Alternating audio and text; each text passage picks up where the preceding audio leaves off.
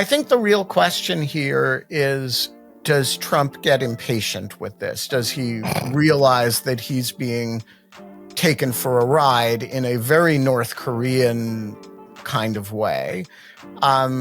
Or is he so committed, for whatever reason, to his pro-Putin sentiment that Putin can kind of, in the long run, make a fool of him the way he has done in the short run?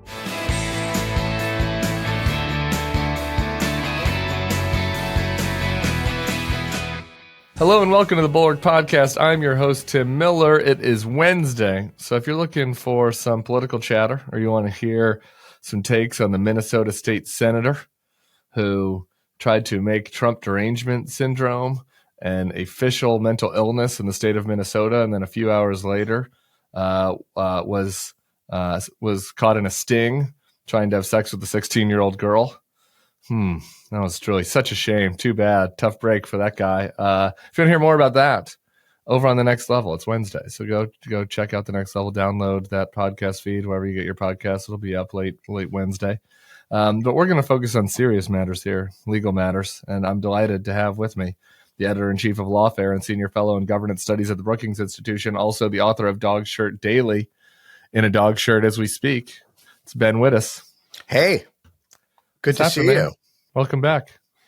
So good to be here.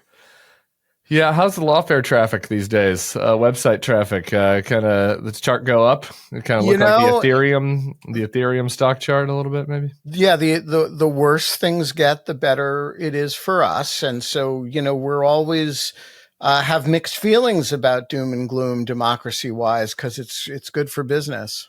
I talked about this with Jessica Charloff yesterday, and do you have any kind of emotional hedge? Do you have any issues, any therapy that you need to do, or about kind of this natural inclination to kind of get a little excited when something absolutely terrible happens for this administration because you're kind of rooting against America? Do you have any issues with that?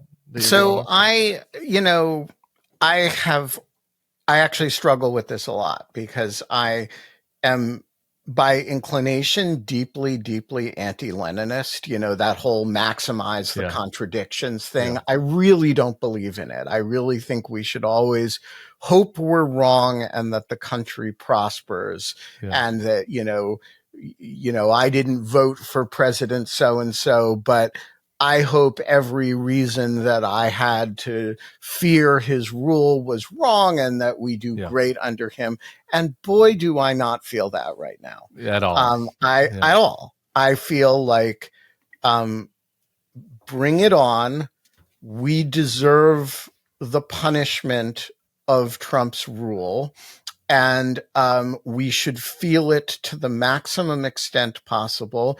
And I find myself rooting for bad things to happen because the pain is like a refiner's fire, and it purges us of sin, and the infliction of that pain on the body politic will be the thing that reminds people of the sin we committed and will begin to purge it. And so I feel like a combination of Lenin and a Southern Baptist preacher. Yeah, I was going to say, this sounds to me like the hardline Catholic priests, like the ones I always didn't like growing up. I was more about the Jesuits, the love and the supporting your neighbor and the public service and, great doing things for the greater glory of God, AMDG and all that. But, it is kind of reminiscent of some of the other sermons. Fire and brimstone. Yeah, that we need pain. We need pain. That we're sinners. There's a redemptive quality to the pain. Yeah, that we're sinners. We need to be brought to confession on our knees. Something to be said for that. Okay, well, I'll float that past my mother's priest. See what he thinks about whether we're doing anything wrong here. In the meantime. What's up, Father Pat? In the meantime, I want to read, I'm going to summarize as best I can an article you wrote for Lawfare about what you call the full-scale situation that we face right now. Point one in the full-scale situation is that we have a reorientation of U.S. foreign policy towards our foes and away from our friends. Point two is a war on bureaucracy and a total dismantling of federal agencies. Point three is a remake of the power ministries of justice and the FBI to have them to be installed with hacks, political hacks. Fourth point of the situation is that now our legal policies, in the spirit of a Roman general, no better friend, no worse enemy than our Justice Department. You're right, there are other aspects of the full-scale situation that are maybe a tier down from those four in seriousness, such as immigration actions, indiscriminate war on DEI programs, the bizarre economic policies that are rattling markets, the attempt to oust transgender people from the military, the overt corruption, such as the president turning the White House lawn into a car dealership showroom. And with that, you get the point. The full-scale situation involves a significant measure of everything, everywhere, all at once. Would you like to expound on that? Did I summarize it well? So the phrase "the full-scale situation" is, of course, a joke on the Russian full-scale invasion of Ukraine, and the reference is the idea that, if you talk to Ukrainians, the war has been going on since 2014, which is, by the way, right around the same time that the situation, i.e. Trump, arose in the United States. But then there was this acute moment in February 24th of 2022, when it became a full-scale invasion, which is when Americans and Europeans tend to say the war started, right? And we've had the situation for a long time, but then there's this acute moment, January 20th, where we started dealing with the full-scale situation. And the point that I was trying to make in that column is that one of the reasons the thing feels so overwhelming is that each and every one of these major areas that you just identified would be an absolute revolution in American politics and policy all by itself, right? If all you had the last 2 months was a wholesale revolution in U.S. foreign policy, that would be a dramatic earthquake of a change. If all you had was the turning of the power ministries into instruments of power against enemies and impunity of friends, that would feel revolutionary. If all you had was the war on the bureaucracy, that would feel revolutionary. And to do all of this all at the same time is, it creates this sense of overwhelming, it's like being hit with a tsunami and then with an earthquake and then with, all right at the same time.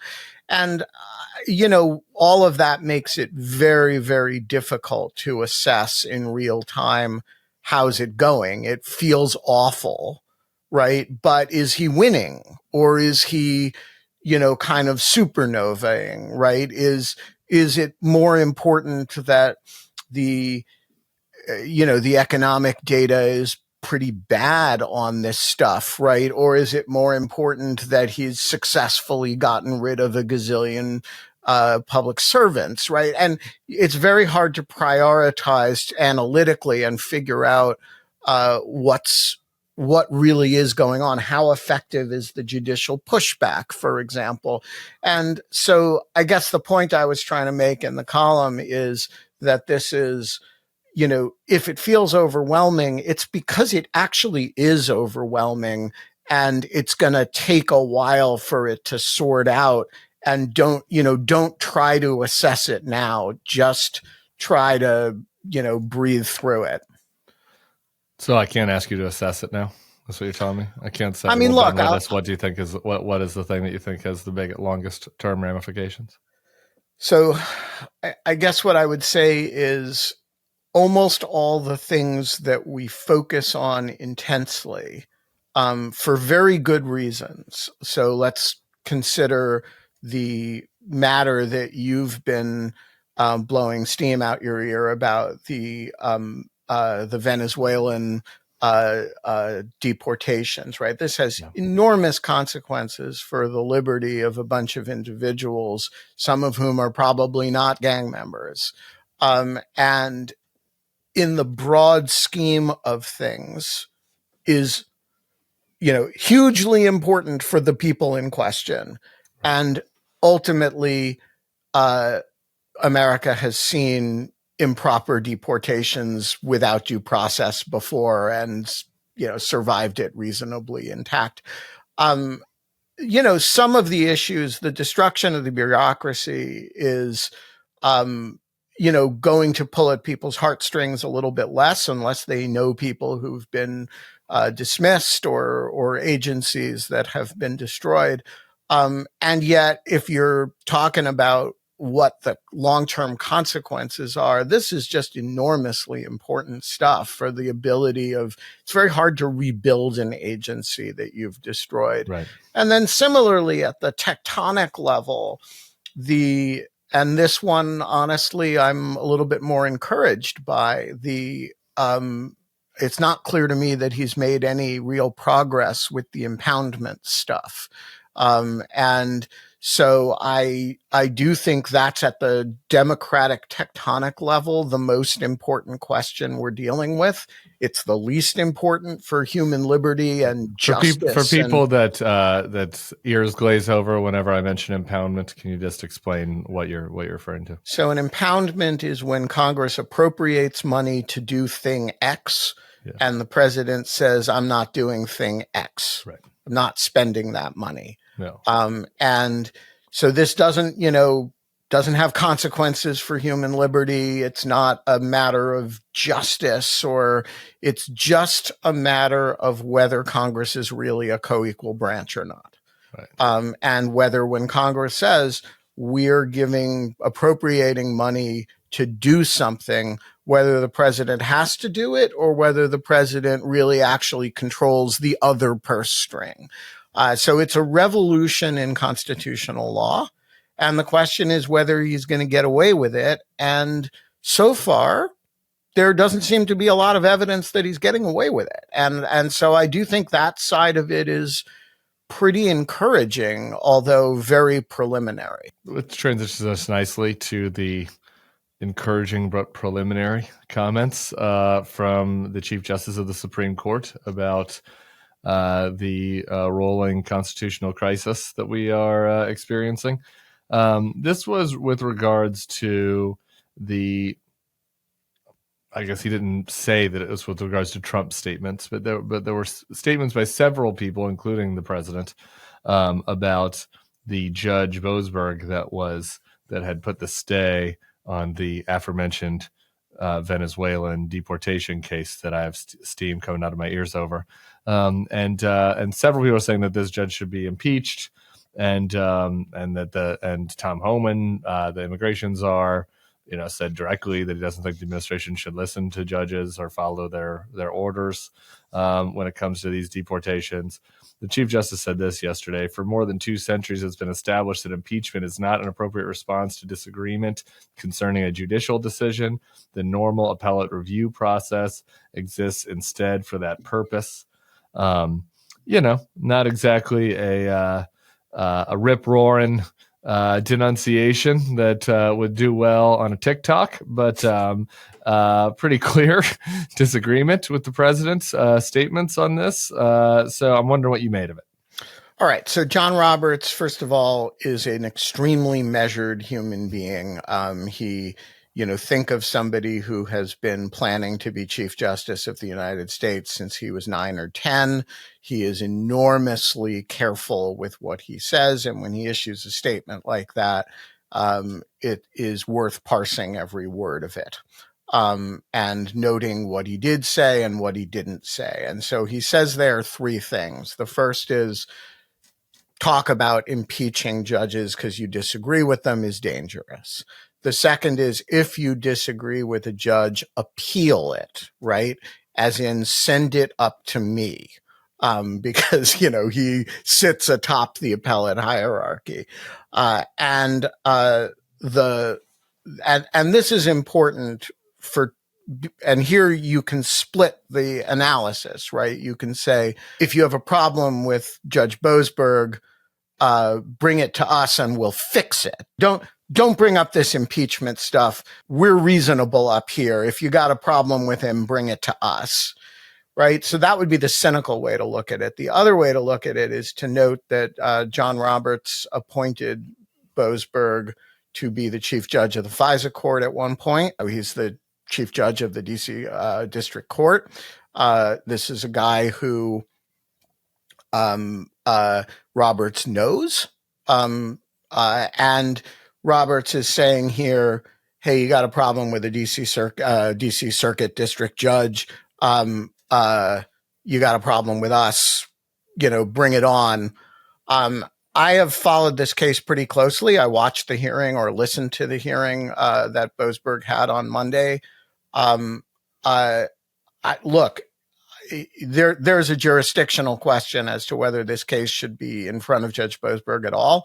But this is a very measured and serious district judge. I think what Roberts is saying here is stop political attacks on district judges, and particularly ones who are doing their jobs and trying to rule in hard cases under very difficult circumstances. Elevating your style used to mean breaking the bank, but with Quince, you can get high-end versatile pieces at prices you can afford. Now you can update your style by snagging killer luxury essentials that sync with your vibe and wallet.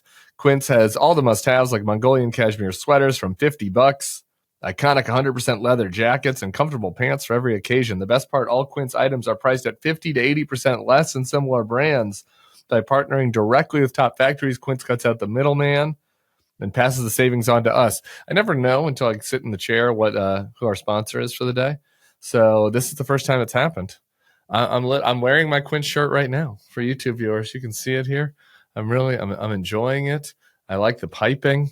The listeners, you can't tell, but you can come look at a picture of me on the Bulwark or on YouTube, or you can just imagine it in your head. This little navy blue short sleeve number looks nice. Feels it's good for a podcast. It might be good for a little, ride on the Mississippi. If I wanted to get out on a boat and have a glass of rosé, this would be a nice shirt to wear.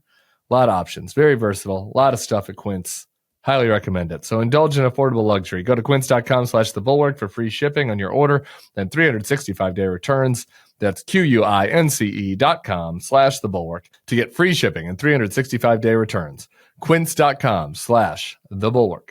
Hey, YouTube fam, if you want to support The Bulwark, the best way to do it is by becoming a YouTube Bulwark Plus member.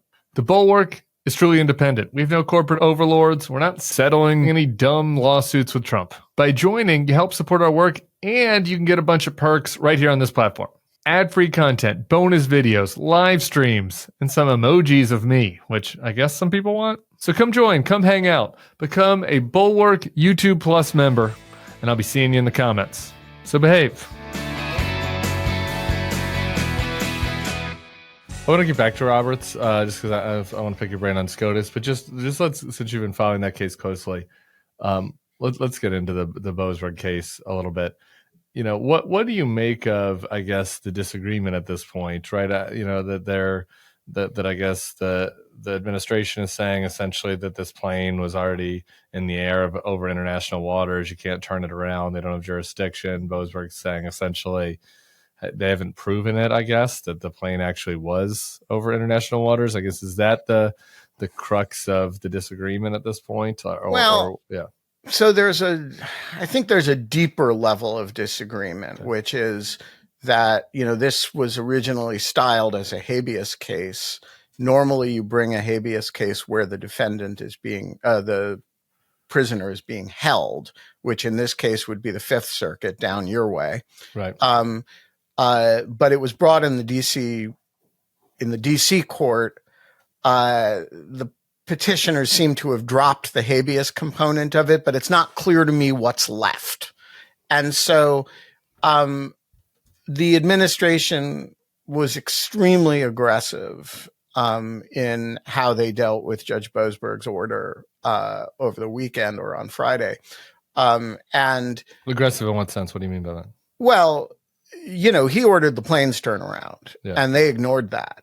And that there is going to be a contempt question as a result of that. He's been quite measured in not racing to get to that question. And what he did on Monday is he said to the administration, you need to give me chapter and verse on what happened with each of these planes by tomorrow, which was yesterday.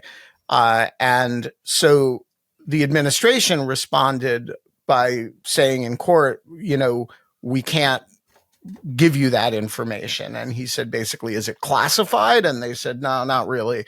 Or they wouldn't say it was classified. And so the first thing that's going to happen here is he's going to try to find out what he can find out from them. And then he's going to hold it up against, his order and say, can this plausibly be said to be compliant with the order? I think the answer to that question is no. But then he may get tripped up along the way by the fact that it's not clear that he has jurisdiction over the matter in the first place. And so all of this is going to come to a head on Friday when there is a hearing scheduled. And I fear that the administration will get away with this because the plaintiffs may have brought the case in the wrong court in the first place. And so he may have issued an order that he didn't really have the authority to issue under the specific circumstances. So some of these people have been deported, have attorneys. Some of them don't, right? Correct. Like some of them, were whatever apprehended and, never, had got access to an attorney. The ones that do have representation, either ACLU or immigrant defenders, like they're now disappeared in El Salvador, right? Like a lot of these lawyers don't even actually aren't even sure that they're in El Salvador, but they just presume. Are they? But they're not American citizens. So they're not American citizens, and they're no longer in U.S. custody. Right. So is there any remedy for those individuals in court? Like, are there any individual cases that could still come up, or is this all more of a constitutional question at this point? Well, so first of all, the named petitioners and plaintiffs are all still in the country. And Boasberg verified that the other day.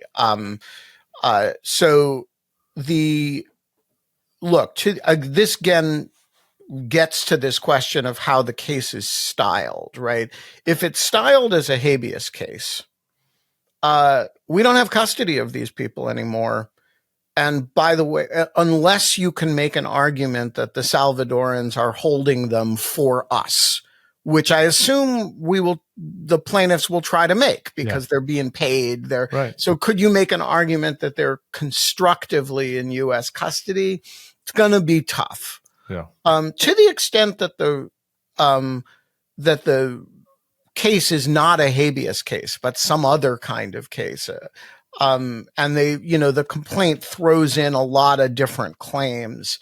You could ask for a different, it's conceivable to me that there's a remedy. But I think the question of what this case is bears on that a lot. And because it was generated so quickly, it's a very hard, it's actually hard to pin down precisely what the question is. That's so fucking just enraging. So back to the Supreme Court. There's an Axios story out this morning by our old colleague Mark Caputo talking about what the administration's strategy is here, to the extent they have a strategy. And essentially, the article states that they want to force these immigration cases up to the Supreme Court. The Supreme Court has traditionally been, somewhat reluctant to take on immigration cases for a variety of reasons, but they want to force their hand. Trump advisor says to Caputo, "We have the law and we have the numbers on the court. We've always known this is where this all ends up." So like they on the questions particularly related to the Alien Enemies Act, which is this Venezuela case, and the Immigration and Nationality Act of 1952, which is related to the Khalil case, and the deportation of the student protesters. Like they essentially want the Supreme Court to be the final arbiter on all this, and I'm curious what you make of that, and whether there's any Roberts Kremlinology on one as these cases start to come head to head his way. Yeah, so let's break it down by different subject matter areas. So there is no doubt that there is a lot of very strong statutory law that gives the administration a lot of power in the immigration space, particularly if somebody is not already in the United States, right? Then you can deny them a visa. It's almost plenary. Right. If they're not, or if they even had a visa and they left. Like me and Crystal gave a pretty sympathetic read of the Brown professor situation on Monday's pod before all the information came out.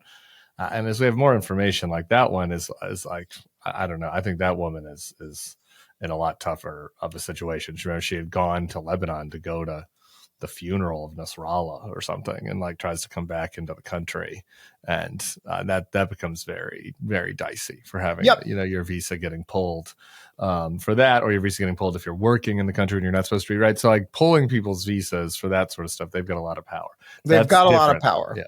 So the flip side is that there are these statutes that give them so much power that it is actually hard to square with other constitutional norms. And the provision that says if the Secretary of State decides that you are a threat to U.S. foreign policy, they can throw you out of the country, right, or revoke your lawful permanent resident status. That's going to be a real question. And there's no doubt that the statutory law is strong on the executive branch's side. Other executives have been careful about how they use it because it does rub up against certain due process and First Amendment norms. You have, as a lawful permanent resident, First Amendment rights, except that the government can revoke your lawful permanent resident status over it, right? There's a real conundrum there that successive administrations... First Amendment rights, caveat. Right. Yeah. And there's this is an issue that's been lurking around actually with Palestinian sympathetic or sometimes activists. It was one of a case involving 8 guys in Los Angeles and the Popular Front for the Liberation of Palestine under this statute was one of the first national security cases I ever wrote about, and went in the 90s. And so this issue has been around for a long time. It first came up in the context of communists in the 1950s. Most administrations have dealt with it by being very careful with the statute. This administration, the whole careful thing, they don't do that. So we're going to find out. Now, there are other immigration-related provisions that I think they're just delusional if they think they're just going to win. So let's start with the birthright citizenship stuff. No judge anywhere in the country has sided with them in their reading of birthright citizenship. I don't think that's going to be different at the Supreme Court. Do they maybe have 2 votes for that? Sure. And if you roll the dice well, could they get 3? Yeah. I don't think they're getting 5. And I don't care how much chest thumping they do about it. The Alien Enemies Act is more similar to that than to oh, really? The Alien Enemies Act says, here's what it actually says. Whenever there is a declared war between the United States and any foreign nation or government, or any invasion or predatory incursion is perpetrated, attempted, or threatened against the territory of the United States by any foreign nation or government. So that's the precondition for invoking the Alien Enemies Act. So tell me, is there a declared war? Do we have a foreign government that has made a predatory incursion against the United States? I just don't see the preconditions of the statute having been even approached, let alone met. Now, I know you can issue an executive order. An executive order from this administration is really just a fancy word for press release that says, we're invoking the Alien Enemies Act. But in a U.S. district court or at the Supreme Court, you actually have to argue that the Alien Enemies Act lets you do this. Right. And I don't see, where you get the votes for that. So look, have I been wrong about the Supreme Court on the optimistic side before? Yes. Am I confident that these are losing arguments before this Supreme Court? No. But the day that I say, okay, the Supreme Court is just a rubber stamp for the Trump administration, I may as well go into a different business. My job is to read the law and say, what should happen and what. Well, and we've already had, we should say, David French does like to point out that the Supreme Court, the first Trump 1.0, went against what the government was arguing more times than any court since FDR. Right. And we've already seen in Trump 2.0 now, Barrett and Roberts side against them on some of these Doge cases. So right. So I don't think we should all be appropriately cynical about the Supreme Court. Yeah. But you shouldn't be overly cynical about it, right? And it's not a body like Congress where you can say, okay, Donald Trump says X and there are 220 Republicans. So 220 Republicans in the House are going to vote for X. It's not that simple. Law does matter still a bit. Are you sure about that? Because the co-president Elon Musk quote tweeted yesterday, Valentina Gomez, longtime listeners of the pod will know this niche character. She was running for office in Missouri as a Republican in a primary as a MAGA Republican and did a big ad about how people should not be fake and gay. She posted a image yesterday of her that sort of like, it's kind of like some ISIS cosplay where she had the gun in front of somebody's head who was tied to a chair and had like a black bag over their head. Elon retweeted this great American when she wrote that the only path forward is impeaching all the corrupt judges. Government shouldn't follow these district judges' orders. Elon says this is the only way. Right. So I would say they wouldn't be doing that if they didn't fear that the judges were actually likely to rule against them. And that, do I think that rhetoric is disgusting? Absolutely. But I also think it reflects the fact that they at least perceive the courts as a real impediment. And if you look at the courts' behavior over the last 60 days, it has been an impediment. Perhaps not as much of one as we would like, but the courts have been real.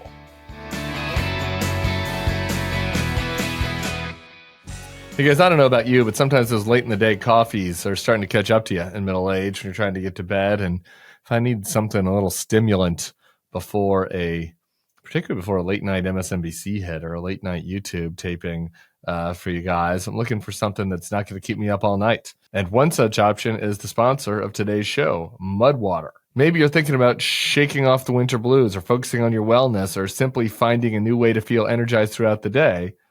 Here's a change you can actually stick to. Ditching the endless cups of coffee for something better, Mudwater. If you're looking to cut out those coffee jitters or avoid that afternoon slump, Mudwater is the perfect nourishing drink to help you power through.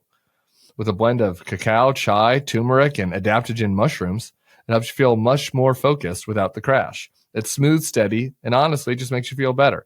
And it's easy. Just 2 minutes, mix it with hot water or milk, and you're set. No hassle, no over-caffeinated craziness, just pure focus. So whether you're ready to embrace the new season or you just want a fresh start to your daily routine, give Mudwater a try and save big today. Our listeners get up to 43% off your entire order, free shipping, and a free rechargeable frother. Head to mudwtr.com and use code TheBulwark at checkout. Each ingredient in mud water serves a purpose. With organic ingredients for a clean, natural boost, mud water's smooth, earthy flavors provide a delicious and natural source of energy. So, if you're ready to make the switch to that cleaner energy, head to mudwater.com. Grab your starter kit today. Right now, our listeners get that exclusive deal. One more time, up to 43% off your entire order, plus free shipping and a free rechargeable frother when you use code THEBULWARK. That's right, up to 43% off with code THEBULWARK at mudwtr.com. After your purchase, they'll ask you how you found them. Please support our show and let them know we sent you. Keep your energy natural and refreshing all year long with mud water, because life's too short for anything less than clean, delicious energy.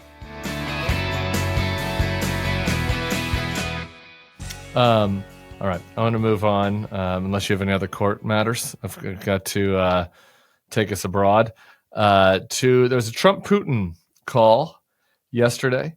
Putin made Trump wait for an hour or more while he was on stage at some event. Somebody shouted out to Putin that, like, you shouldn't be on with Trump now. He kind of like dismisses it, says, oh, he can wait. So Putin makes Trump wait for an hour. They have a lengthy call. The U.S. statement on the call I want to read from. The leaders agreed that the movement to peace will begin with an energy and infrastructure ceasefire, as well as technical negotiations on the implementation of a maritime ceasefire in the Black Sea, with full ceasefire and permanent peace hopefully coming after. These negotiations will begin immediately in the Middle East. The two leaders agreed that a future with an improved bilateral relationship between the United States and Russia has huge upside. This includes enormous economic deals and geopolitical stability when peace has been achieved. That was the U.S. statement. Putin put out a much longer statement that listed all the things that he's demanding from the U.S. that Trump had not agreed to, including his top priority being end to all foreign military aid and assistance into Ukraine. Later, Trump in an interview said that they had not discussed that. Later, the Kremlin put out a statement that said, oh, yeah, actually, we did discuss that. While that back and forth was going on, Russia was bombing energy infrastructure in Ukraine, which is an interesting interpretation of an energy and infrastructure ceasefire. And so we sit here today, Wednesday morning, with that as the state of play. What do you make of it? All right, a few things. So the first is, I think it is interesting that Putin wants any ceasefire to start with energy infrastructure. And that's interesting because, this is an area where he hits Ukrainian power grids. That's energy infrastructure. Ukrainian hit Russian oil depots and refining capacity. And the Ukrainians have been actually quite effective at reducing Russia's capacity to produce oil, which is its most important export and funding mechanism. And so this is an area where the war is not reciprocal because the Russians are targeting Ukrainian civilian power, right? Whereas the Ukrainians are targeting the Russian capacity to make war. But it's not completely unreciprocal in that both sides have vulnerabilities here and both sides. And I think it's actually a reflection of Putin's of Russian vulnerability on the energy front that Putin wants to start here. That said, the larger picture is that Putin doesn't want a ceasefire. And so he's narrowing and narrowing and narrowing the zone of what ceasefires can cover until it basically says, look, I can keep attacking the front, but you have to stop hitting, I'll stop hitting civilian power plants and you stop hitting my refineries. That's Putin's idea of a ceasefire. It is embarrassing that the United States is characterizing this as constructive. This is like, I'm going to keep the president of the United States waiting for an hour and then say no to him and say, yeah, my idea of a ceasefire is that the Ukrainians stop hitting my refineries for 30 days. And that we sell that as, this was a constructive call. I think the real question here is, does Trump get impatient with this? Does he realize that he's being taken for a ride in a very North Korean kind of way? Or is he so committed for whatever reason to his pro-Putin sentiment that Putin can kind of, in the long run, make a fool of him the way he has done in the short run? And I fear the answer is the latter, and hope very much that the answer is the former. There are so many words contained within "for whatever reason." There's there are essays and books and histories that could be written within "for whatever reason." And I want to say I am genuinely agnostic about what the reason is. Yeah. Is it interpersonal? Is it Krasnov? Is it pettiness? Is there money? Is there Russian crypto money? Or is it above? Just that, people like me have been saying for 8 years, stop, why are you challenging? Why are you, kowtowing to Putin? And so he's just doubled down on it so many times that it's like, his answer to everything is Russia, Russia, Russia. Yeah. There's how much of it is just a robotic response. I really don't know. Or this impression, I think it was me and Bill or me and Michael Weissel were talking about this. It was so revealing, after the just sham of that Oval Office meeting with Zelensky, when he said that, Putin's been going through this. There was this Russia investigation, and Putin's been going through. He does seem to believe that him and Putin are kind of in this together at some level against these other forces of globalism that are trying to bring both of them down. And so. I mean, that situation only exists in his own head, but it was an insight into how he thinks about this. Yeah, he definitely, one of the weird things about him, and you see this in the original Zelensky phone call too, that he does have a way of internalizing his own bullshit. And so remember, there was this crazy Rudy Giuliani conspiracy theory that the DNC server somehow ended up in Ukraine or ended up with a. And I wrote a 3,000 word explanation of this conspiracy. I'm very deep on the server. The server. But if you listen to or you read the transcript of that phone call, the first thing he says, people say the server was controlled by a Ukrainian company. It wasn't just he at some level believed it enough to raise it with the president of Ukraine. Right. And I do think there's some level of smoking your own supply in that stuff. So I for whatever reason was meant to cover a lot of ground, and it's a very rich territory what it could imply. Yeah. I'm wondering, I talked to Tim Mack over the counteroffensive a little bit yesterday. People can check that out on YouTube or on the Bulwark Takes feed. But I wonder, you have a lot of context also on the Ukrainian, in kind of Ukrainian circles. I don't know how you want to say it. Yeah. Resistance and the Ukrainian resistance.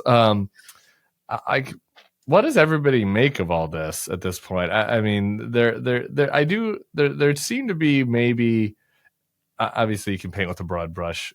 Ukraine's a big country. People have different views, but there was some kind of false hope, I think, after the election that maybe this would be similar to Trump 1.0, where when push came to shove, to your point, if eventually Putin would embarrass him enough that Trump would feel just almost as a man to have to protect his manhood, that he would have to, give Ukraine what is necessary to defend itself.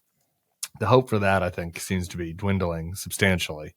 And I'm wondering what you perceive as the view from the Ukraine side at this point. All right. So first of all, there's, Ukraine is an enormously complicated relationship with the United States right now, because they are super aware that, the White House is spouting Kremlin propaganda. They are very, very sensitive to signs of rapprochement between Washington and Putin. And they're also super, super aware of the fact that they don't have obvious alternatives to the United States, right? So if you're Europe, you can say this is an opportunity for us to step up, right? But nobody really knows how much Europe is going to be capable of stepping up, and their actual historical capacity to do it is, it's not a story that's shrouded in glory, and there's a lot of mistrust between the Ukrainians and the Europeans. And so unlike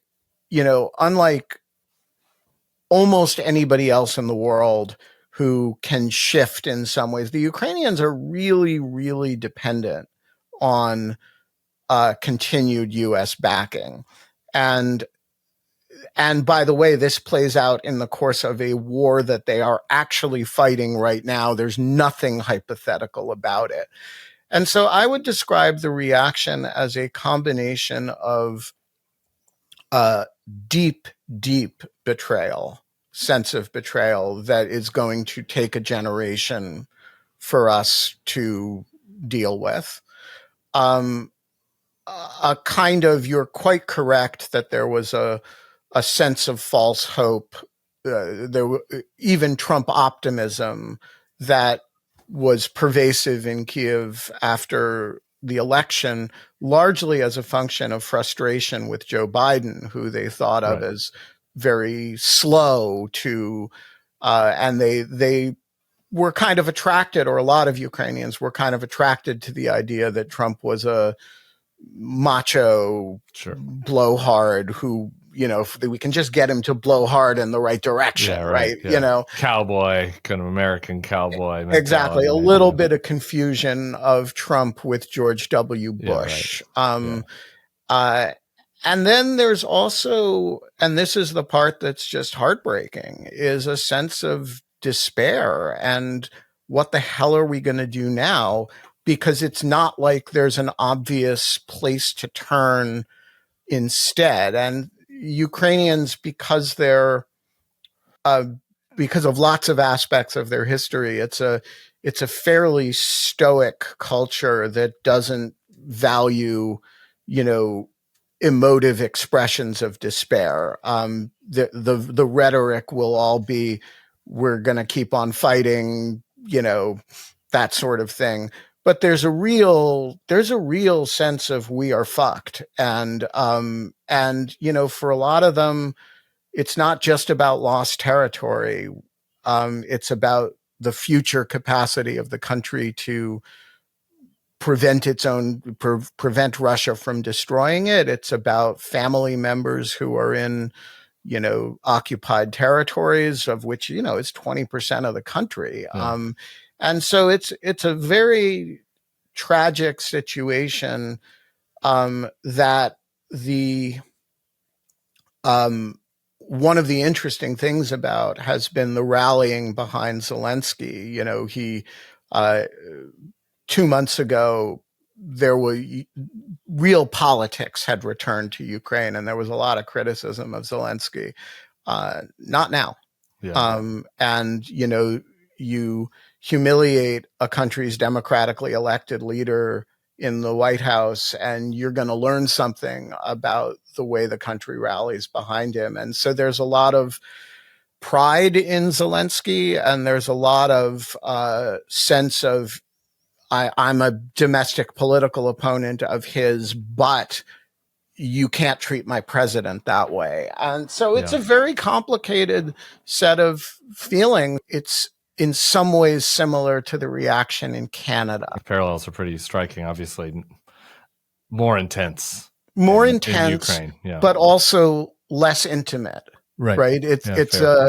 And Canada doesn't have an ongoing shooting war that they're completely dependent on. But the sense of decoupling from something that has broken bad all of a sudden in ways and for reasons that you don't understand, and that is weirdly directed at you, is very similar. One more thing on this, and then I want to close with USAID, or excuse me, then I want to close with Voice of America. But the other thing to rightfully despair over, the Trump administration halts a program to track abducted Ukrainian children.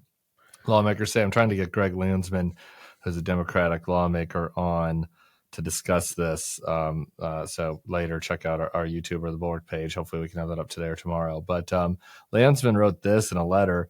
The U.S. now has reason to believe that data from this repository has been permanently deleted. If true, there'd be devastating consequences. The repository was, basically this trove of research that we had been providing, including satellite imagery and other data about some of the 30,000 children that had been abducted from Ukraine.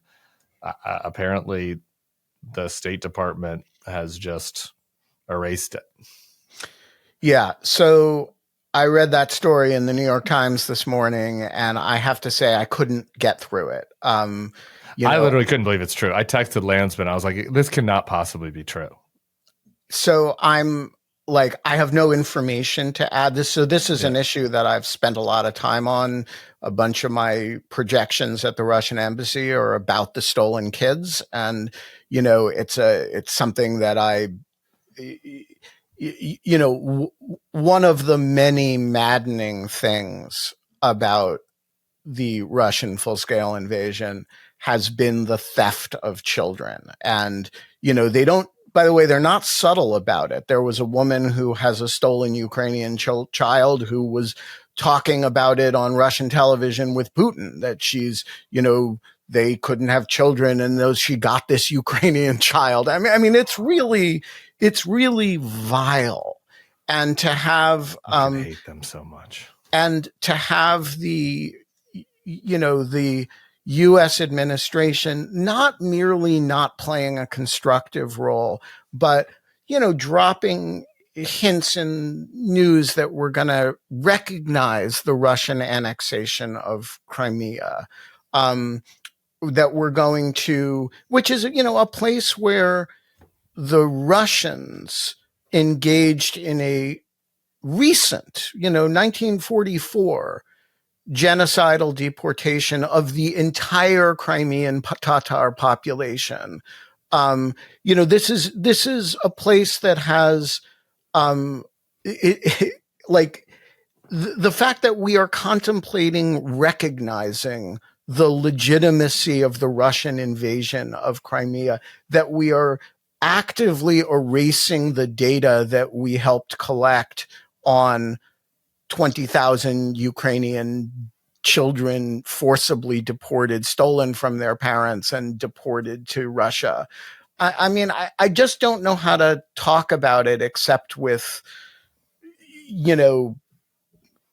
stuttering anger and rage. It's just that there's nothing to be said for it other than that it is,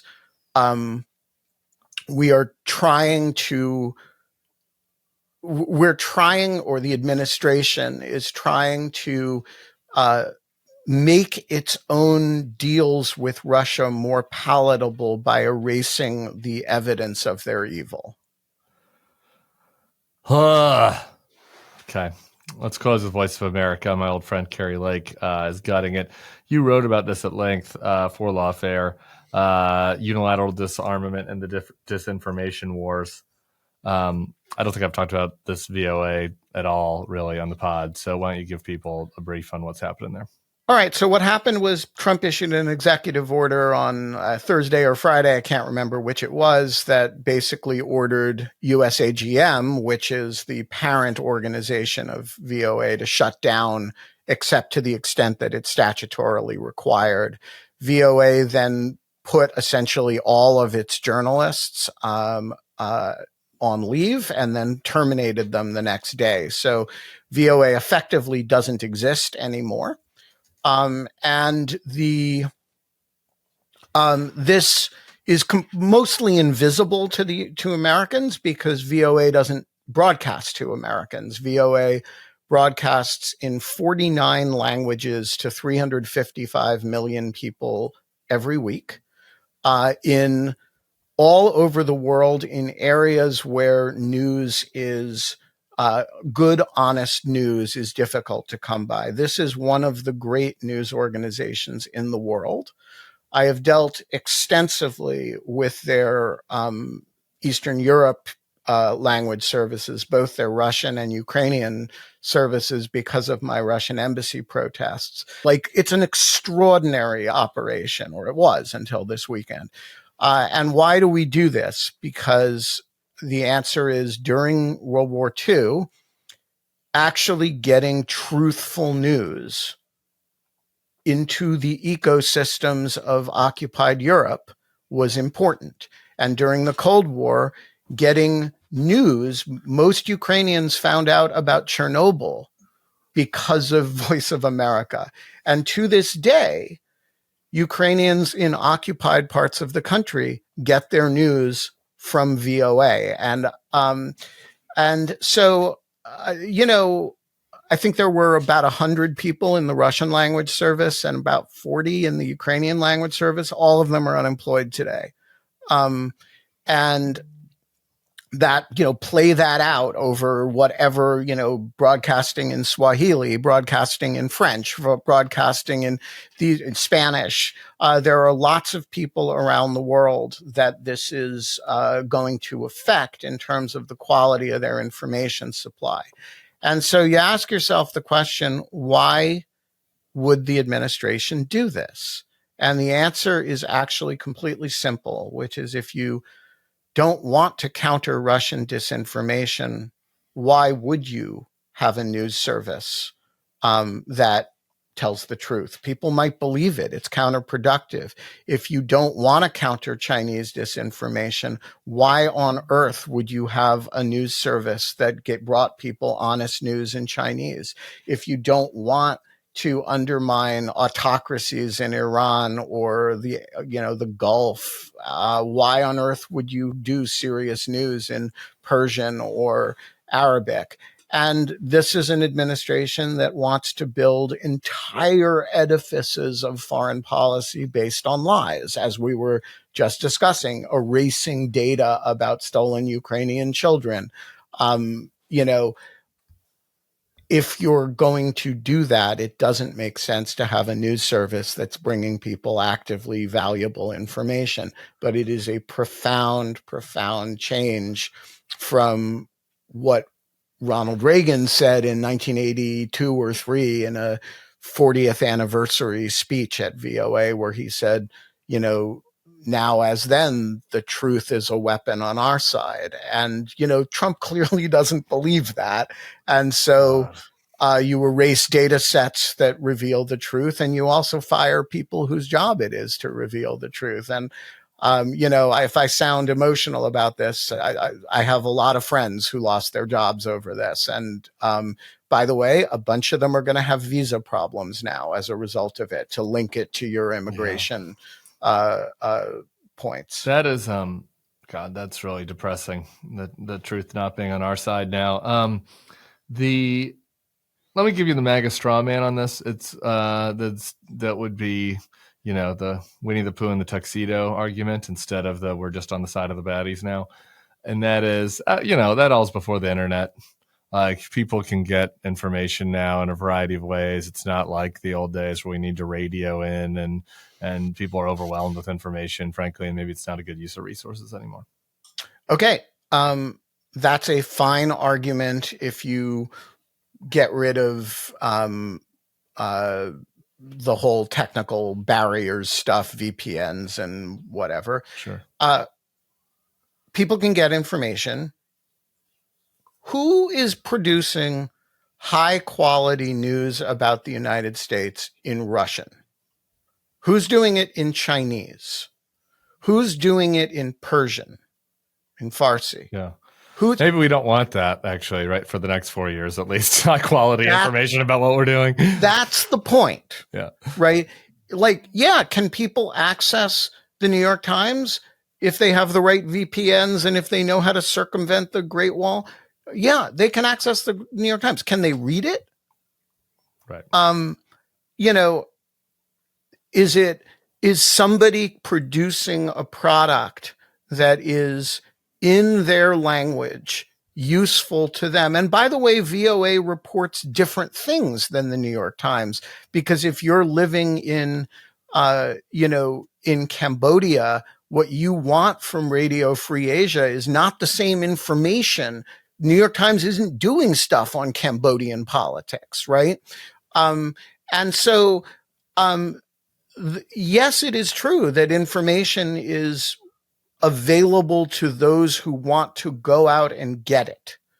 But it is not, 355 million people are not going to go get VPNs a week, are not going to go get VPNs and do their own translations of the high quality information.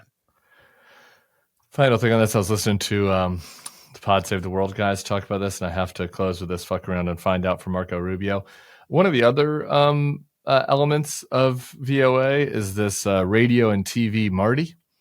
This is in South Florida and Miami. It is a Spanish language news that targets Cuba. Cuba's trying to block this, and so a lot of the listeners of it are actually kind of like South Florida Cuban exile hardliners, and that shuttered it. Radio TV Marty shuttered. These have been big voters that moved towards Trump. Marco Rubio is now the Secretary of State, was a big advocate for Radio Marty funding, obviously, when he was in the Senate and representing Florida. There's an article I'm looking at right now of Mario Diaz-Balart, that fucking cuck, who is like saying, "Oh, I'm not worried. We're going to try to reverse it." And who knows? Maybe he calls up Marco and we decide that that's the only outlet of VOA that we continue to fund, or they find some rich billionaire to do it. But it's pretty intriguing that a bunch of jobs lost, not somewhere else, but in Miami, for these outlets that have been serving Cuban exiles and dissidents for 60, 70 years now. Yep. There's so it's not just VOA. It's Radio Marti, it's Radio Free Asia, Radio Free Europe. It's a whole bunch of different organizations. And there's this perception that they're kind of Cold War relics. Tell that to the people who listen to them. These are admired and valued sources of news all over the world. And, it's because they don't have a domestic face that, sort of like USAID, they don't do things domestically. They do things overseas. They're an instrument of U.S. soft power, and they're very important to the people who they're important to. And we just decided not to do it anymore. Well, hope the Cubans are happy. Big move towards Trump down there in South Florida. I should say that Radio Marty's been around for 40 years. Ben Wittes, thank you for your insight, your anger, and everything else you guys are doing over there at Lawfare. People should go to Lawfare, check it out, read it, subscribe if you can handle it, and we'll be talking to you again soon. Take care. Everybody else, we'll be back here tomorrow for another edition of the Bulwark Podcast. We'll see you all then. Peace.